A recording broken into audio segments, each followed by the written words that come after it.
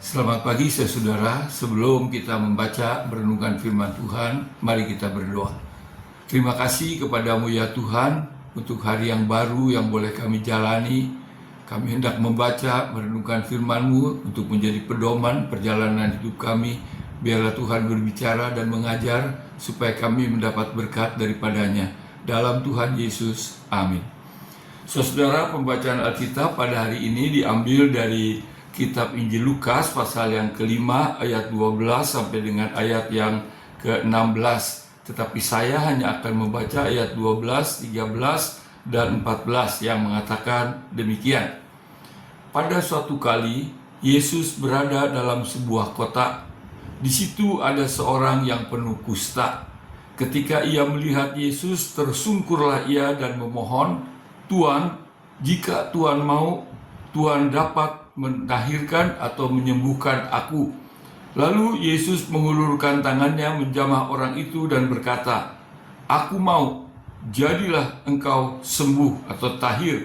Seketika itu juga lenyaplah penyakit kustanya.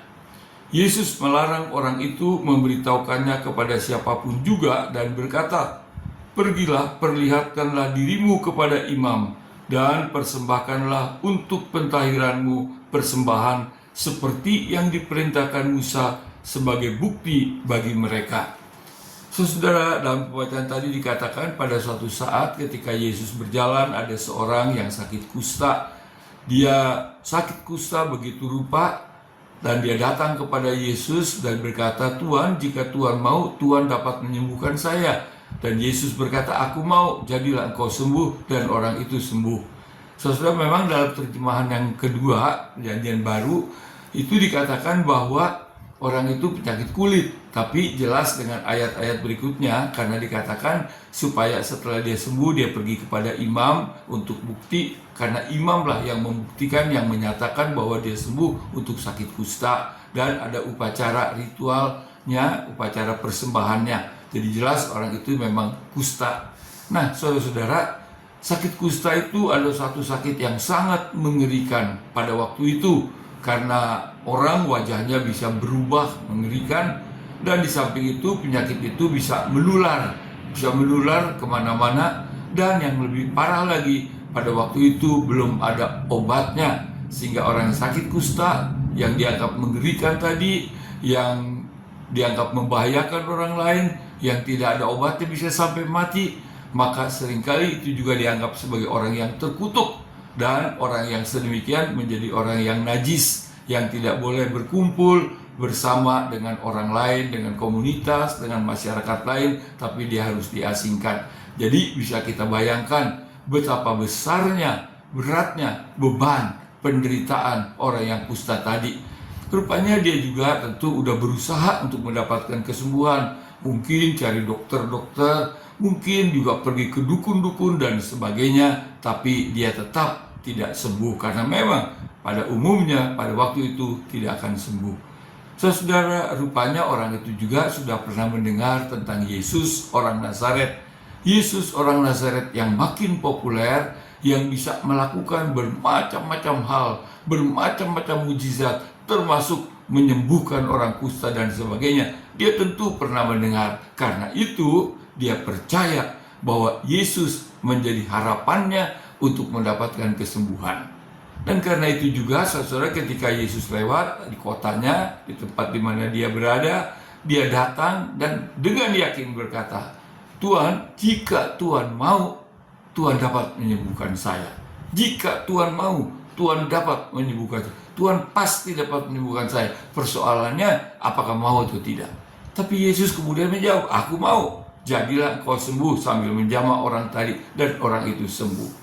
Dari sini kita lihat saudara, bahwa Yesus Tuhan kita adalah Tuhan yang maha kuasa, yang dapat melakukan segala perkara yang orang banyak tidak lakukan, yang segala usaha tidak bisa lakukan atau bisa menolong, tapi Yesus bisa melakukan. Tidak ada yang mustahil bagi Yesus. Yang kedua, kita lihat orang kusta tadi yang mempunyai penderitaan, masalah, beban yang sangat berat, tapi dengan iman dia datang kepada Yesus untuk memohon pertolongan, untuk memohon kesembuhan daripada Yesus. Saudara, kita semua tentu tidak bebas dari bermacam-macam masalah, dari bermacam-macam pergumulan, dari bermacam-macam beban kehidupan.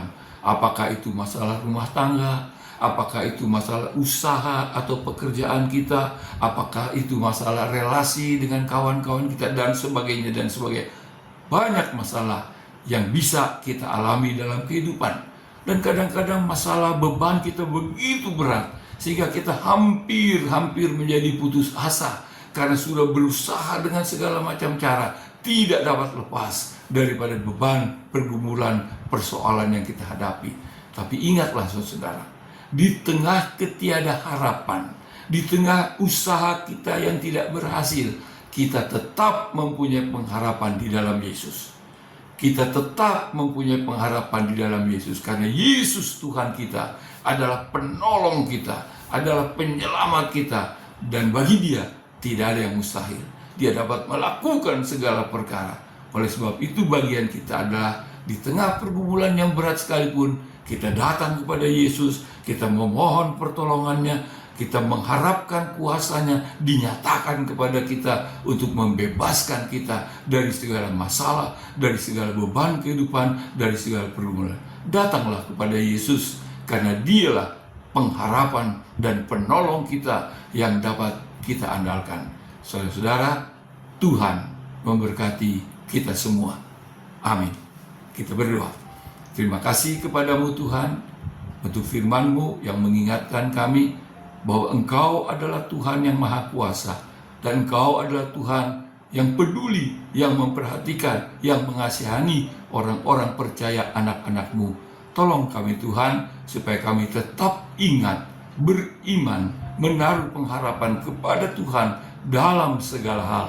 Terima kasih Bapa, berkati hidup kami, usaha pekerjaan kami, keluarga kami sepanjang hari ini dan seterusnya.